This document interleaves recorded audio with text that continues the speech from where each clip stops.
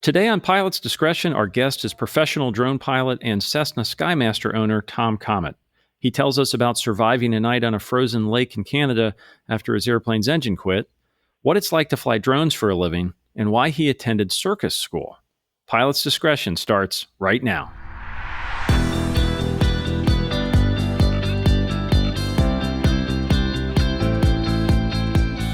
Welcome, pilots. I'm your host, John Zimmerman, and thanks for listening to Pilot's Discretion from Sporties. You can catch up on every previous episode by visiting sporties.com/podcast, and you can email us at podcast@sporties.com. Today, my guest is Tom Comet, who, like so many people on this podcast, has a fascinating life story and a unique path into aviation. After a career as a street performer and a pyrotechnics expert, which we will definitely talk about today, he became fascinated with the world of drones and started a business in film and TV production, working with some of Hollywood's biggest names. That also got him interested in general aviation, and today he is a multi-engine instrument-rated pilot. He owns a Cessna 337 Skymaster, which he flies all over Canada. Tom, welcome to Pilot's Discretion. Hey, John. Thanks so much for having me. It's a pleasure to be here.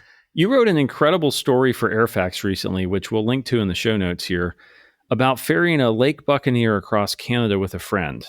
You covered nearly 3,000 miles, spent over 40 hours flying, and within 1 hour of home, the engine coughed. Tell us what happened next. Yeah, well, it did a little more than cough. Dear friend of mine, pilot mentor, and he was actually the broker on my Cessna 337 Skymaster deal a number of years ago. Paul Briggs and I we do a little bit of ferry pilot work. Paul's a ferry pilot, and I'm his FO. So I go along on these adventures with Paul as much as I can, because I always learn so much from him. He's just got a huge aviation background, 25,000 hours, ex-military pilot. He was the youngest pilot on the Hercules back in his military days. So Paul's just got a huge amount of experience, and I've always looked for people like that in my piloting career to learn from. So yeah, Paul and I were ferrying not one, but two Lake Buccaneers across Canada. We flew one out west to Calgary Springbank Airport to deliver it to the new owner. The guy was going to buy it. He was actually upgrading his Lake Buccaneer. Turned around, flew his plane that he currently owned back to Ontario. So across Canada, February, middle of winter. It was a great trip. It was a lot of work, as if any of your listeners have flown Lake Buccaneers, you know they're not the fastest aircraft in the world. But we weren't really, out to set any speed records. We were out to safely deliver these planes and have an adventure, which we definitely did. On the way back, we were getting close to home. We were 2 days in the air on each direction across Canada. So we were kind of excited to get home. The weather was moving in. It looked like we were going to be able to get in before the weather dropped at Muskoka here in Ontario, where we were going to be landing that night. We were feeling pretty happy about things. 7,500 feet, cruising along above a broken ceiling. And then I was pilot flying. There was just I don't know. I mean, if you've flown airplanes, you know how attuned you are to every little nuance in your plane. And I don't even know if it was a thing. There was just the briefest of hiccups. And Paul and I looked at each other and we were like, what? Did you feel that? Yeah, I think that was something. I handed control back to Paul, or Paul took control. The most experienced person in the room takes control. And in anytime something unusual like that comes up, Paul started messing around with things, mixture, pitch, prop, fuel pump, the normal stuff. Everything seemed normal. And then, 5 seconds after that, it was chaos. The entire cockpit just started shaking. The engine was running rougher than I've ever experienced an engine to run in I've only have 800 hours so far, but I've certainly never felt an engine feeling like it was going to vibrate the airplane apart like that. And Paul, obviously, we called in. We started making Mayday calls immediately. We started doing all the right things. Paul started making adjustments. Nothing was working. It's hard to tell how much time passed. It seemed like hours. It was probably 25 seconds, and so right after that, the engine quit and there was absolute silence in the room. Oof, just wind sounds as we started going down. Obviously, single engine plane. There's only one way you can go when the engine's not running. We couldn't get the prop. Feathered. We still had oil pressure, but obviously things were not as they should be, and we were rapidly descending. The ground was about 1,700 feet. If you've flown over Canada at all, and certainly northern Ontario, the terrain. It's not flat like it is down here in southern Ontario. It's not mountainous either, but it's rolly hills, kind of. There's a lot of lakes, there's a lot of trees, there's a lot of rock, there's a lot of bush, and there's lots and lots of really remote places, and we were near home, but we were in the middle of nowhere. We were 50 miles to the west of Sudbury, Ontario. We were, I think, 40 miles north of Elliott Lakes. We were north of Lake Huron. And yeah, we were in the middle of nowhere, and we were heading towards the ground, gliding, at glide speed towards the ground. And that was an interesting predicament to be in. So we all train for these scenarios. We practice it. The instructor pulls the throttle and your engine just quit. Where are you going to land? And it's one thing to do that on a nice sunny day close to home. But when it happens for real, especially towards the end of a long trip where maybe you're not complacent, but you have some confidence in the airplane, there's that moment of shock. What was your decision-making process? How did you decide and then ultimately land where you did land? Because that's the critical first step we can talk about, and we will talk about, the survival part of it, but that landing decision and process, how did that go? Yeah, well, I have to give credit where credit's due. Paul Briggs, my captain, if you will, on that trip, he's the coolest pilot I've ever flown with, and neither of us. And it's hard to describe. There's a part of me certainly when that happened that it was disbelief. It's like, this isn't happening, but it is happening, and then immediate acceptance, and it's just like, we've got to deal with it. I've done, as you mentioned in the intro, a lot of sort of unusual, quote unquote, risky, high impact, high what do you call it? High risk, high reward potential things in my life.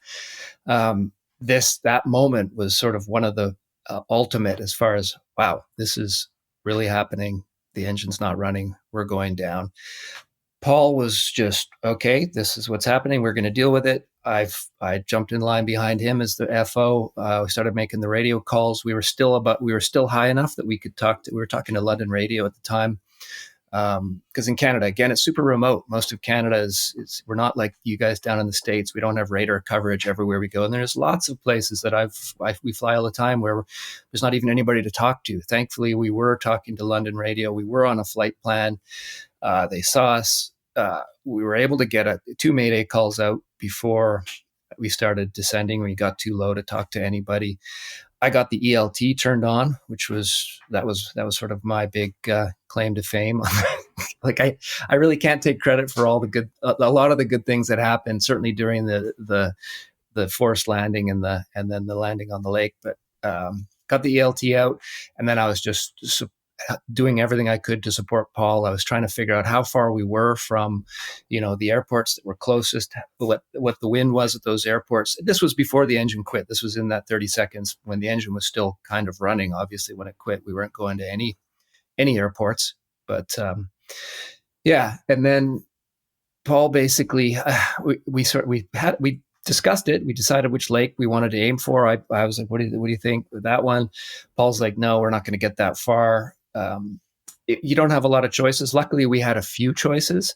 A little earlier in the day where we'd been flying, there was a lot less choices. So we were quite lucky where this actually happened. The lakes were closer together. They were long and skinny. The one we chose was kind of long and skinny. The idea, and it was facing into the wind, which was good. The idea there was you don't really know how well a Lake Buccaneer lands on a frozen lake. in the winter. You don't even know the state of the ice at that point. You don't know how far you're going to slide. The last thing you want to do is, well, you don't want to come up short and end up in the trees. You don't want to land long and slide into the trees. You don't want to land on a really big lake. Well, we probably would have chose a really big lake if there was one, but you don't want to land on a really big round lake and end up out in the middle and then not be able to get anywhere, like not be able to get to shore to get firewood or any of the things you're going to need. Not that all those things were going through our head, but this was how it actually worked out. We picked a lake that was long and skinny. Paul slipped the airplane down because we were a little bit high. I mean, his judgment was, which was excellent, was better to stay high. And I remember this from my training as well. Stay high and then slip in at the last minute. Keep as much altitude as you can for as long as you can. And then we all learned how to slip an airplane and slip it down and come in for landing. And that's exactly what he did. And it was just flawless. The execution was just perfect. We came in, a little flare, landed on the ice. And for a second there, it just felt like, wow, we've just touched down. We're landing. Obviously, with the Lake Buccaneer, it's got retractable gear. We left the landing gear up. It's got a beautiful, smooth water hull, kind of the old perfect airplane for a situation like this, landing on a frozen lake. And then we kind of settled into the ice a little bit because it turned out the top layer of the ice was not frozen. The winters have been weird, so that it had warmed up. The top layer thawed out a little bit, so it was kind of mushy, but there was good ice underneath that. So right away, we kind of settled through the softer ice on the top and started breaking through. And then the plane started jumping up and down, and it was shaking all over the place again. And it was kind of a situation where you got to protect your head from bouncing off the headliner. You're doing all the stuff. I had a bunch of soft stuff, my down jacket piled in front of me. I mean, this is stuff they teach you in your flight training. I don't know if they do it down there, but up here, they're like, yeah, if you're going down, find something soft and put it in front of you. These old airplanes especially have these metal panels and hard glare shields, and usually just lap seat belts, maybe a chest full belt if you're lucky. And we did all that. We slid along the ice for quite a while, bumping up and down, and then we settled, and the whole plane just sort of settled down into the ice, and then it was just absolute silence. We were sitting there on the lake. We weren't on fire, which was obviously beneficial. We weren't hurt, which was absolutely spectacular. The airplane was in one shape, in one piece. My biggest fear was when we first touched down, I was a little bit worried. We kind of skidded along a little bit because you have a little less directional control. And I was worried we were going to slide sideways. And then the Lake Buccaneer has the sponsons out on the wingtips for landing in the water. I was worried that one of the sponsons was going to dig in and maybe stub in and then break off and stub a wingtip and flip over. If we would have flipped over, if we would have been in a plane with non-retractable gear, say a 172 or something where you couldn't get the gear up, that would have been a difficult situation because we would have definitely landed, stubbed in and flipped over. And then it really all bets are off at that time, certainly as far as not getting hurt, which would have been terrible. So you've landed. In some ways, you've done the hard part. You found a place in the middle of nowhere. You land successfully. The airplane's in one piece. As you said, you're not on fire. So far, a lot's gone right. But then it must quickly set in that you're in the middle of nowhere on a frozen lake and the sun is setting because it's the winter. So where does your mind go next as you go into survival mode? Yeah, it was 5:30 p.m. Sunset was, I think, 6:30, 7 at that time of year. So we didn't have a lot of time before sunset. Like I said, we weren't on fire. We weren't hurt. We were both a little frazzled. The adrenaline's pumping. Paul actually reached to open the hatch and jump out. And I was like, let's think about this for a second. We took a moment, and we sat there and sort of figured out what the next step was. It was like we took a pause, and that was, I think, a good thing to do at that point. We realized it was cold. It was already probably close to it was probably minus 15 Celsius up here at that point. So it was cold. We were dressed appropriately, but we were dressed for being in the cockpit of the airplane, obviously. At that point, I was thinking that, apart from trying to get in touch with somebody, which we'd already done on the way down, trying to, let people know where we were, let people know that we weren't hurt, to me, the biggest risk at that point was cold, and having to spend the night and not being prepared. We were prepared, but we were still dressed in our, stuff we wear in the cockpit. So we got all our gear together as quickly as we could inside the plane, got as much of it on inside the plane, came up with a plan. We determined that, we were going to figure out if the ice was any good, if we could literally get to shore, because we weren't in the middle of a big lake, but we were on an arm of a lake, and shore was, 500 feet away kind of thing. So we didn't even know if we could get there. The plan was to put on as much clothing as we could immediately, get a fire going, and then move on to trying to signal, get in touch with people again as best we could with the devices that we had at our disposal. So that's what we did. Hopped out and put on all our clothes, and took a couple pictures because we were alive, well, safe, and this is the kind of thing that hopefully, knock on wood, will never happen again. So it's, we're never going to be in that situation again. So that was what we did as far as next steps. Let's talk about the gear for a minute, because you mentioned that, and you all, as you read in the Airfax article, you all may have been the two most prepared people for this situation, both in terms of your experience and training, and you were well equipped with gear. And lots of people think about survival gear. Many people carry something, not all of it useful or practical.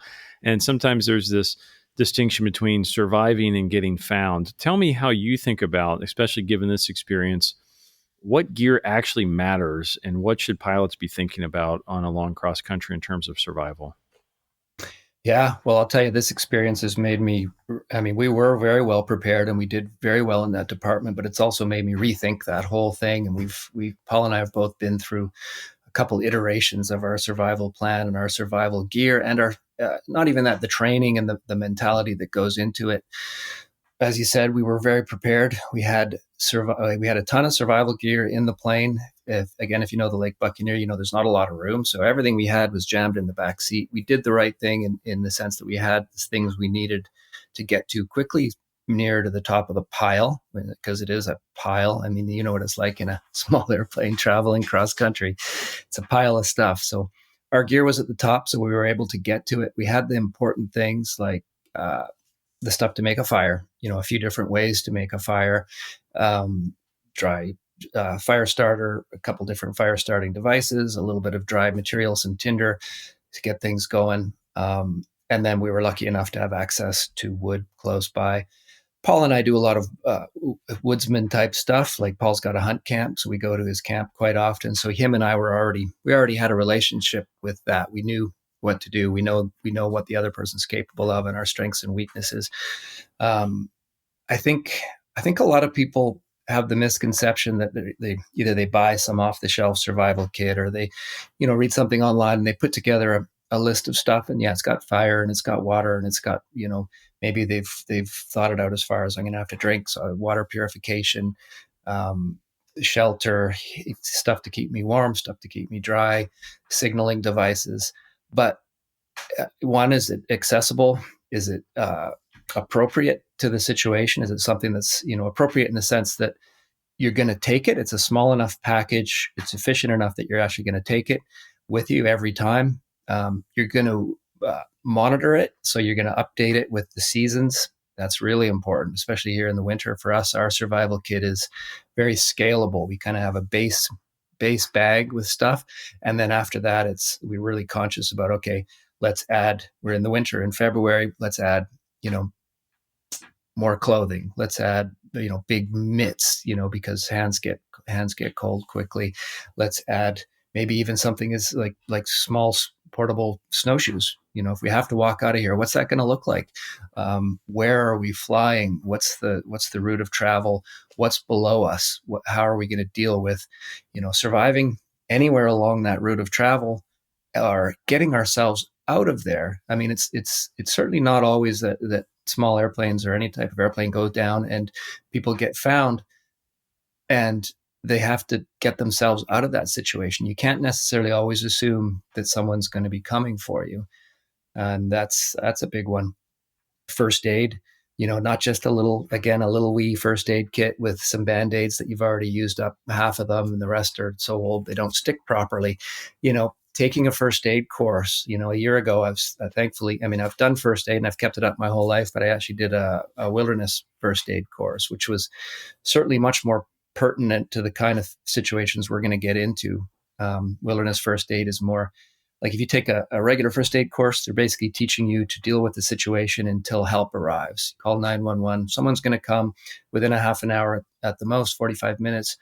Somebody more knowledgeable than you will be there. If you take a wilderness first aid course, the idea there is, you've got to deal with this yourself. Let's think 24 or 48 hours and even more, making splints out of stuff that you find on site, being able to actually deal with some of these things yourself for a longer period of time. That's incredibly valuable. I mean, how far people want to take it. I mean, you could spend your whole life just learning about survival and first aid and being prepared and never have anything happen to you. That would be great. That'd be fine. It's sort of a passion of mine.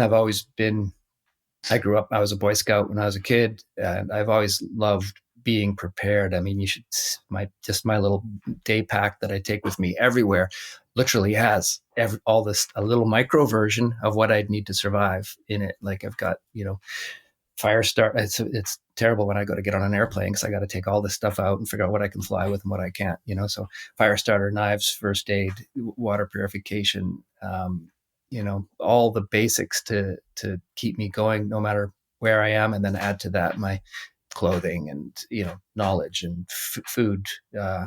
Food's very important. Always making sure you've got food and things that can keep your body alive, Yeah, so many great lessons there. I love your point about it's good to have the gear, but you have to have the gear close at hand so you can get to it. I think great advice about having thought through how you might use it.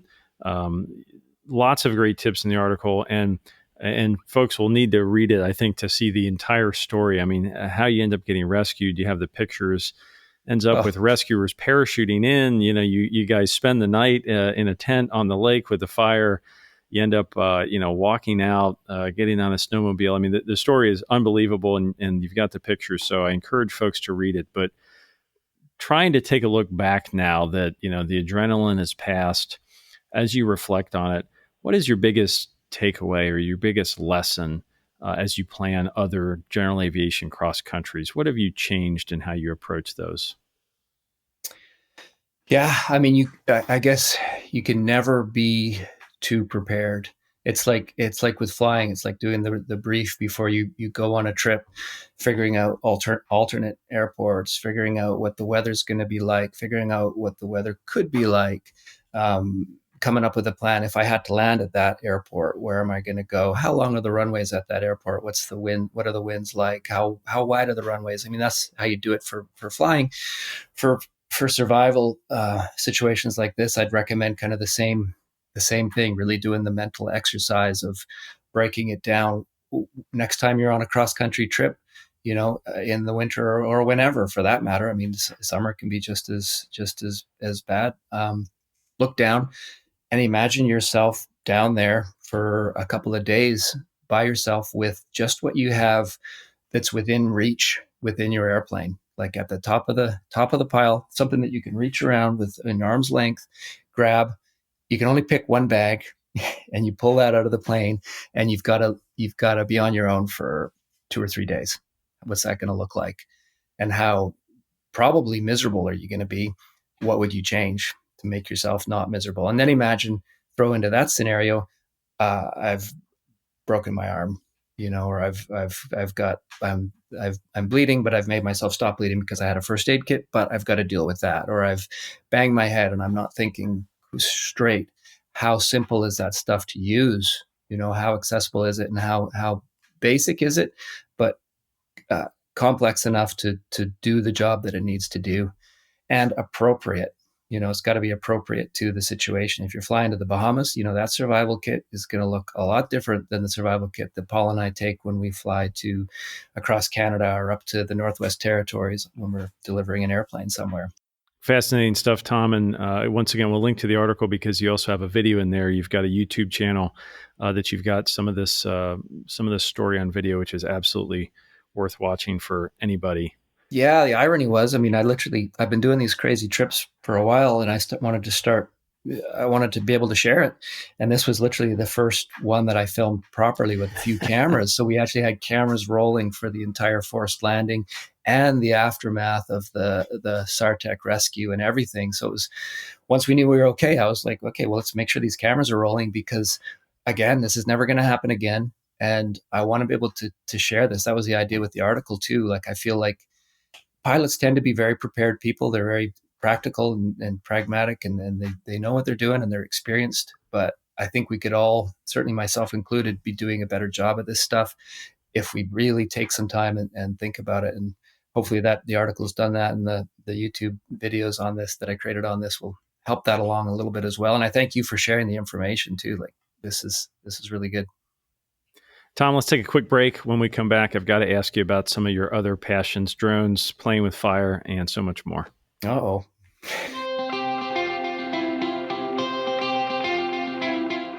Earn all your pilot ratings and keep your flying skills sharp with Sporty's Pilot Training Plus. This all-inclusive membership unlocks Sporty's complete library of award-winning video courses, so you can learn anywhere you have your phone, tablet, or laptop. For one annual fee, you get access to over $1,500 in courses, a smart investment in your flying career. Plus, enjoy free shipping every day of the year at sportys.com and apply for one of our 3 annual flight training scholarships. Learn more at sportys.com/pilot training. Now, back to Pilot's Discretion.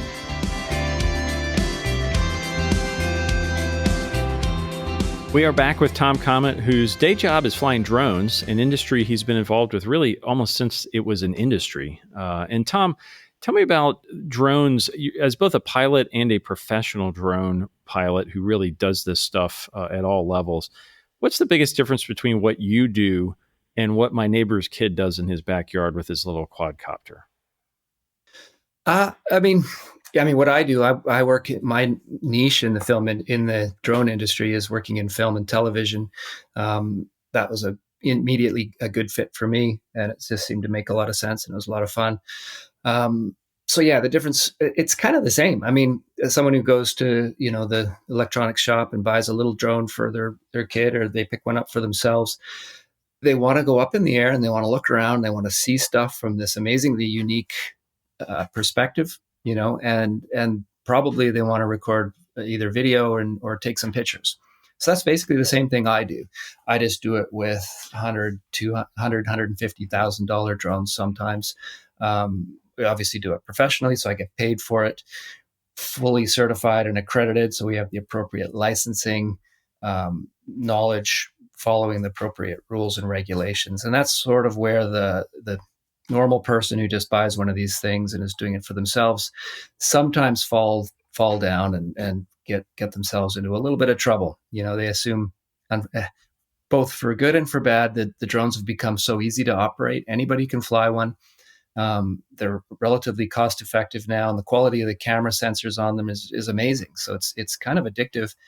The downside of that is you can buy one of these things and you can fly it somewhere where you're not supposed to, somewhere where maybe the airplanes are, somewhere where you could put people in danger, fly it over people, potentially have it, crash into persons or property and cause some damage there.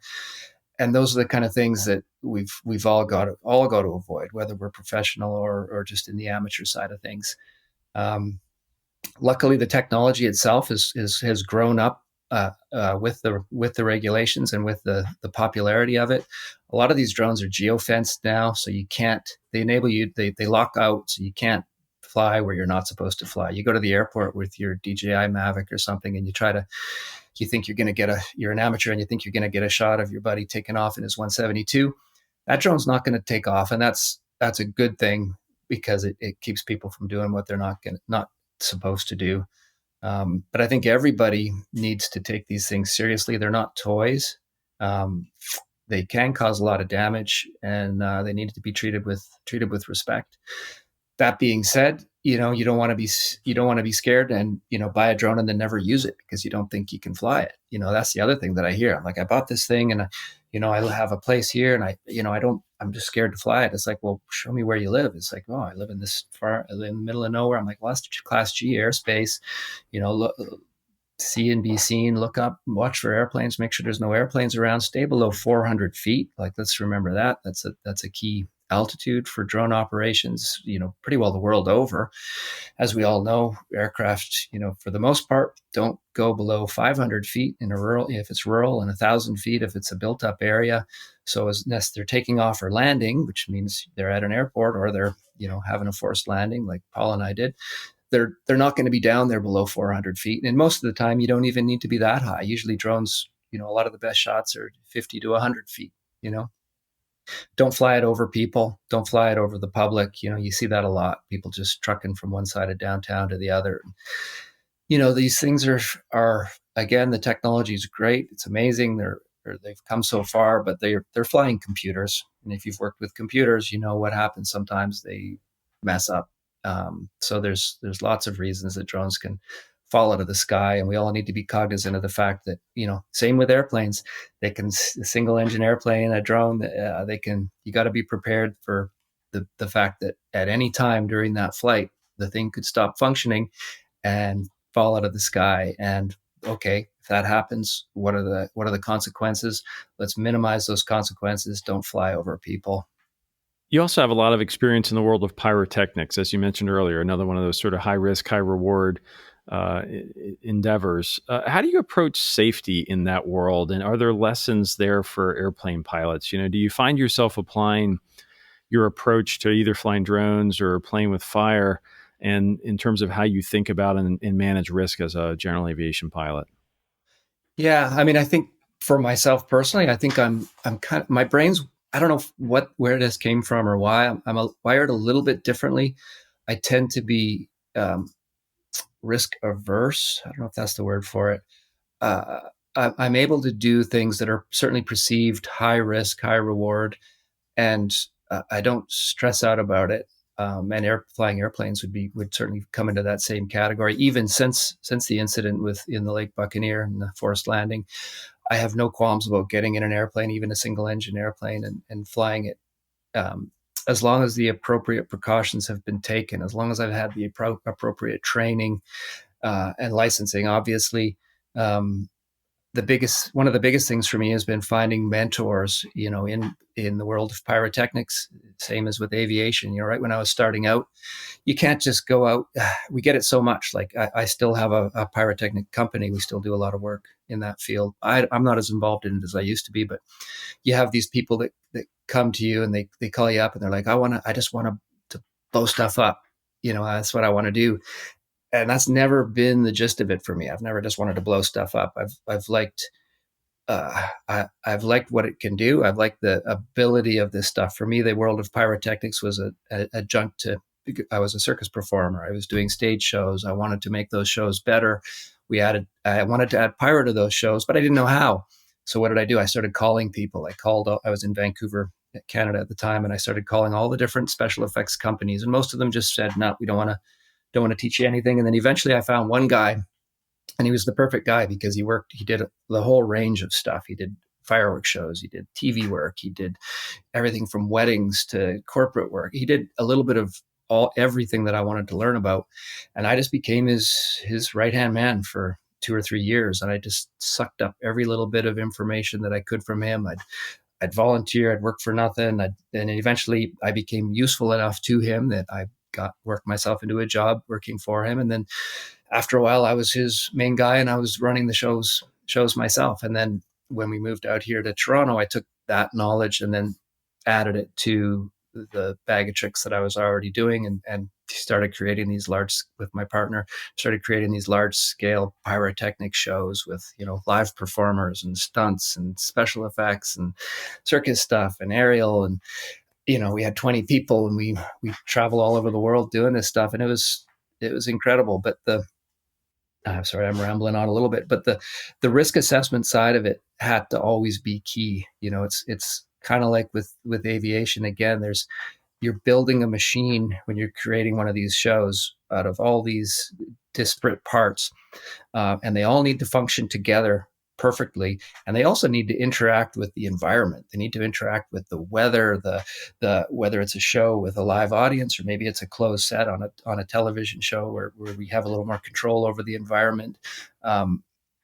The equipment needs to function perfectly. It needs to be, certified again. It needs to be tested in the shop. We need to make sure the stuff's working perfectly. That's like the walk around on an airplane, or keeping your maintenance up on your airplane, or understanding as intimately as you can how that thing works, what's affecting what, where the potential breakdown points are. And with pyrotechnics, and certainly when you start getting into stunts and live shows, you got to add the human element. And again, same with aviation. How is the human going to affect that? Is it a pilot co-pilot situation in the airplane?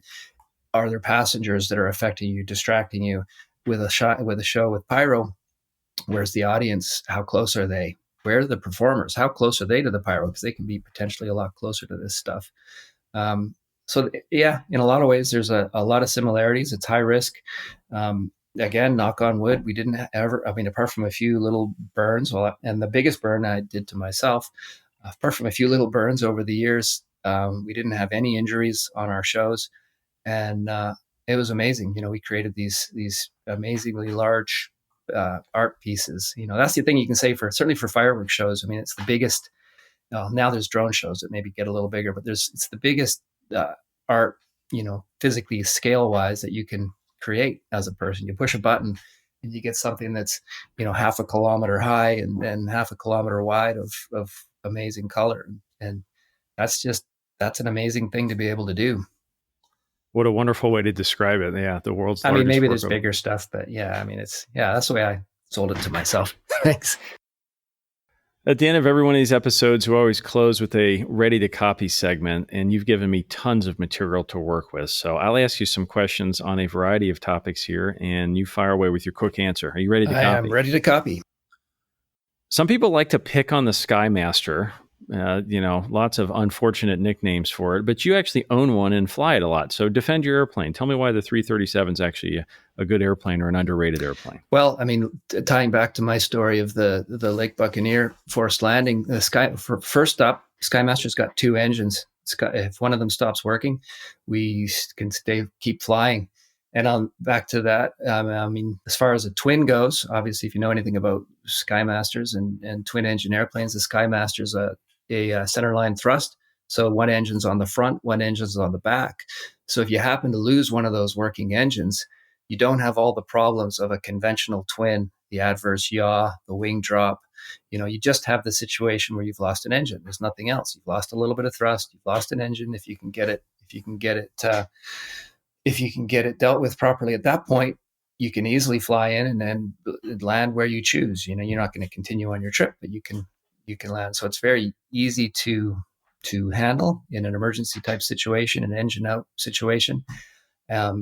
It's relatively cost effective. Yeah, people do diss the maintenance costs of a Skymaster and the access to that engine, particularly the one in the rear. There's something to be said about that, but it's cost effective. I can cruise along at 50 knots and I burn 19 gallons an hour between both engines. It's got incredibly long legs. I can go over 1,000 nautical miles with my plane, and it's got a really high useful load, 1,650 pounds of useful load. So for me personally, like when I was looking around for aircraft, I use it for business and for pleasure, mostly for business. So we're constantly moving. I'll be flying to a drone job that's, somewhere in Canada, Winnipeg, or the Maritimes, or up north, or sometimes down in the States. We've got a mountain of gear crammed in the back of that plane, and at least two of us flying, and we can take all that gear and we can still fly 6 or 7 hours with as much gear as we need to do a job. It flies like a big 172, so it's easy to handle, and it's an amazing aircraft. I think it does have a bad reputation. I think the biggest thing that the Skymaster's got not going for it is it just looks weird. People have this idea in their head of what an airplane looks like. They have an idea of what a twin engine airplane looks like. And it's, ever since you've been a kid, even, you've had models that you've played with and toys, they look a certain way. And the Skymaster doesn't look at all like that. People don't necessarily understand why it looks like it does. I think it's beautiful because I just love, I'm a function over fashion guy. And the Skymaster is just incredibly functional. It didn't catch on, unfortunately, although you do see a lot more pusher type planes, certainly in the world that we're getting into now with UAV and drone and hybrid type things. I mean, there's a reason why the Skymaster is used as a test bed for electric, because you can have a different engine on the rear as you do on the front. They don't need to be perfectly matched. So like companies like Ampere are putting an electric test, using it as a test bed with an electric engine on the rear. And I think that's the way they do it. Electric on the rear and gas on the front, or maybe vice versa.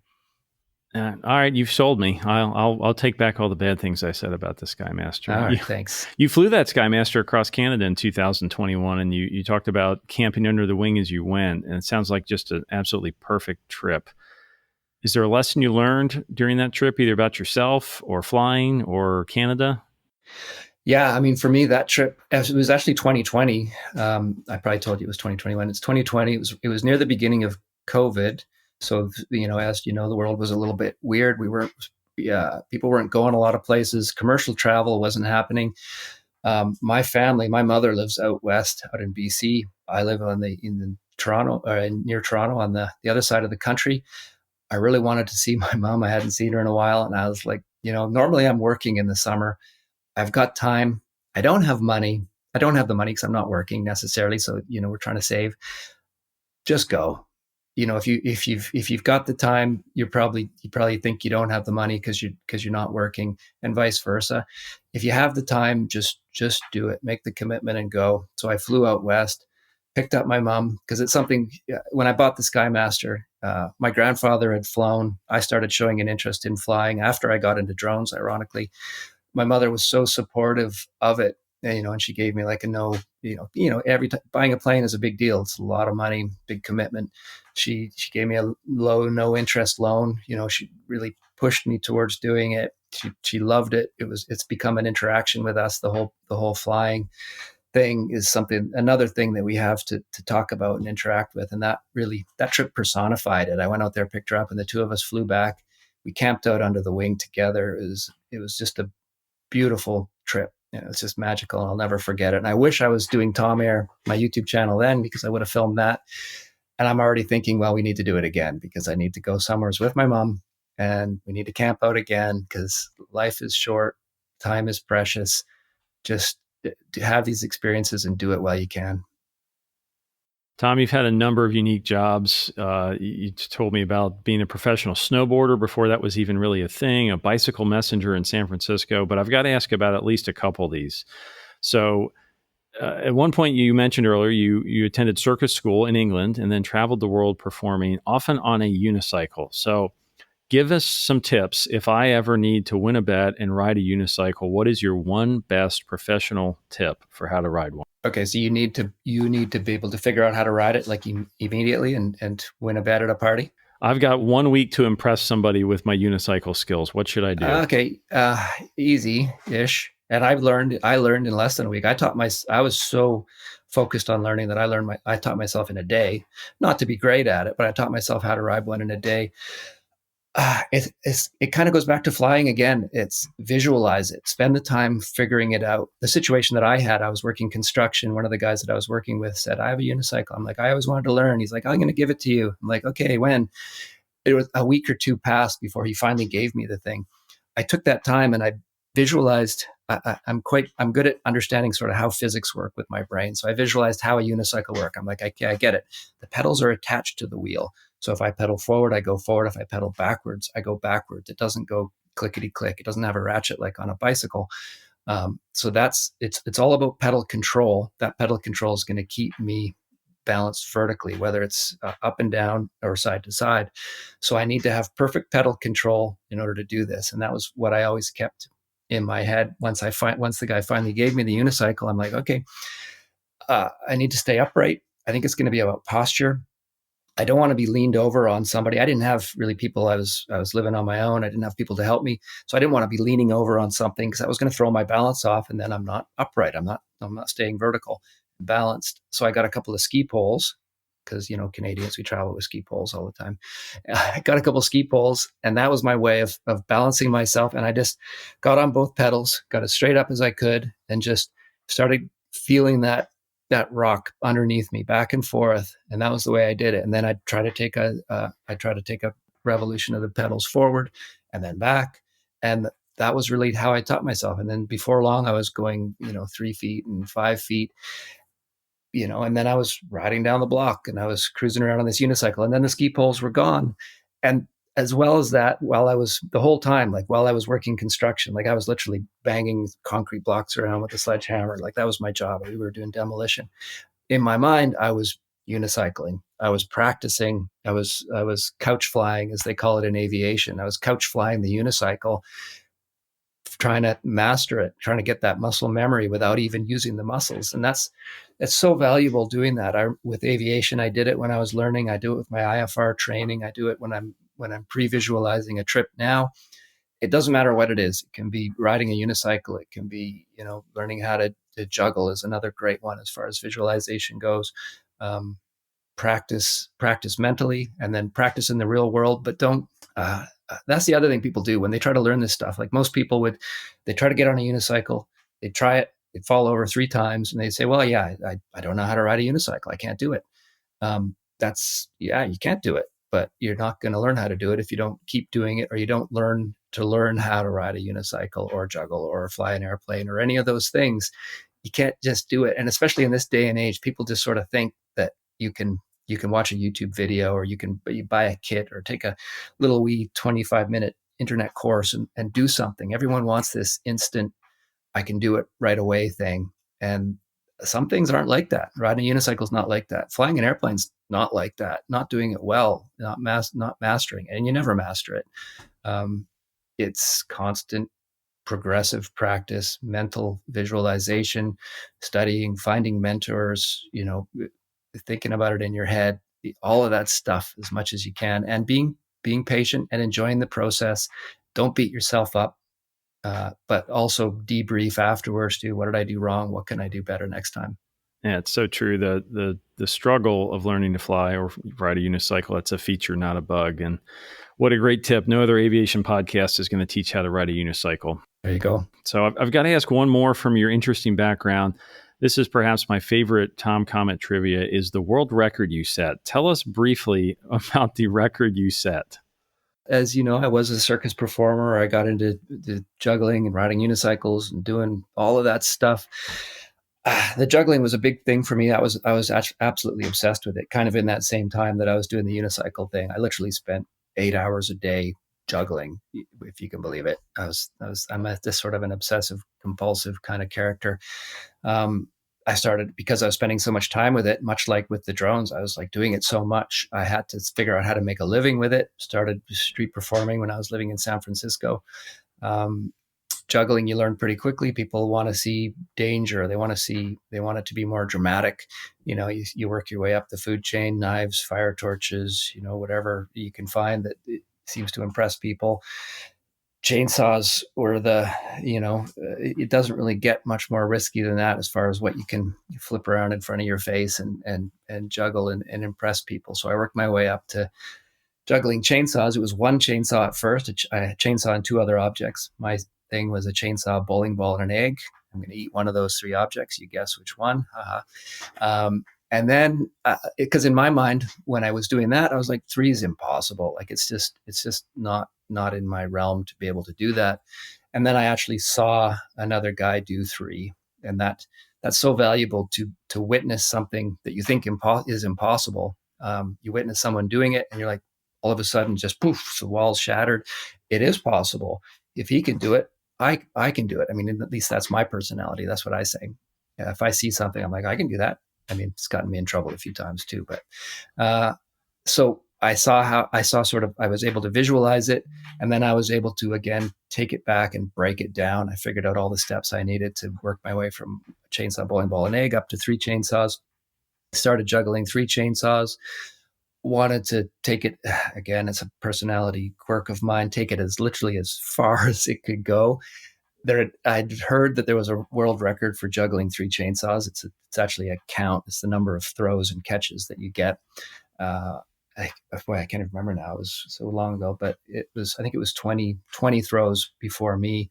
I was like, well, I can probably beat that. So I started training, working out, going to the gym. I think I even had a trainer. I'm like, I want to break the world record for juggling chainsaws. What can I do? So we were training for that. And then in Edinburgh, Scotland, we were doing a show over there. I sent out a media press release because there's a lot of different shows happening and you're trying to catch the media's attention. I sent out a press release saying, going to attempt to break the world record for chainsaw juggling. And then because I'd done that press release and said where and when it was going to happen, I had to do it.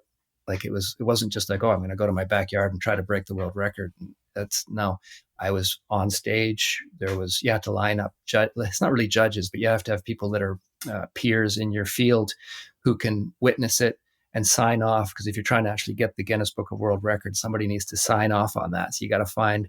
Luckily, I was at a giant arts festival, so there was people who were expert jugglers. There were people who were experts at all these different things. So I found 3 of them and they came and witnessed it. And, I don't know, probably 1,000 people showed up. And then I had to do it. So, and I actually messed up the first time. I think I got to 20 throws, dropped 1. And that always sucks because I've used up a bunch of my energy and it's like, okay, maybe I'm not going to do it. But no, let's actually do it. Let's do a reset here. Took a little time out. I think I took a couple minutes, went out, did it again. And then I got to like 20, 21, 22. And then the crowd started freaking out and you get that. Luckily I had the crowd there. Probably if I didn't have the crowd there, I couldn't have pushed through. The crowd started really giving me a lot of energy and I made it to 23 throws and got the world record. And that was that. So yeah, the Guinness plaque is up on the wall over there still. So that was a big moment. And that was sort of also my swan song in a way. That was kind of when I was getting out of doing circus things. That was the end of me performing, certainly live myself on stage. And I was working more with other people then. And I was like, well, this is a good maybe way to end it. And that was a nice punctuation mark for my personal performance career on stage. Amazing stuff. That's those stories are what we love on this podcast. Last episode, we had someone talking about crystallized human skulls in Belize, and this episode we have someone juggling chainsaws in Glasgow. So that's just or Edinburgh. That's wonderful, Tom. Well, it shows you what aviation does. It attracts. That's what I love about aviation is it really attracts unique, highly achieving sometimes, but highly adventurous achieving individuals. And that's why I love hanging out with pilots. I went to Oshkosh. I met so many. I was like, there's definitely some sort of thing going on with the people that choose to fly their own airplanes. They're unique individuals and they push a little further. They go a little higher. They do a little more. And I love that about it. And that's been a big thing that I've enjoyed about flying. Absolutely. That's the old Paul Pobresny quote we say a lot about Oshkosh. You come for the airplanes, you stay for the people. And that's true of our industry. So given that, our last question is right on point. It's always the same on this podcast. You have one final flight. We want to know, what are you flying and where are you going? Yeah, well, I mean, that's an easy one. I've already touched on it here. I'm flying the 337 Skymaster. My mother, Tom Comet, is in the right seat, and it doesn't matter. We're just flying somewhere in Canada. We're going to a little, Class G airport. It's a beautiful day, and we're gonna camp under the wing, and we're gonna walk into town that night and have dinner together and hang out and just spend some quality time. That's great. Right airplane, right person. Tom, thanks for being on the podcast. Thanks so much for the opportunity. Appreciate it.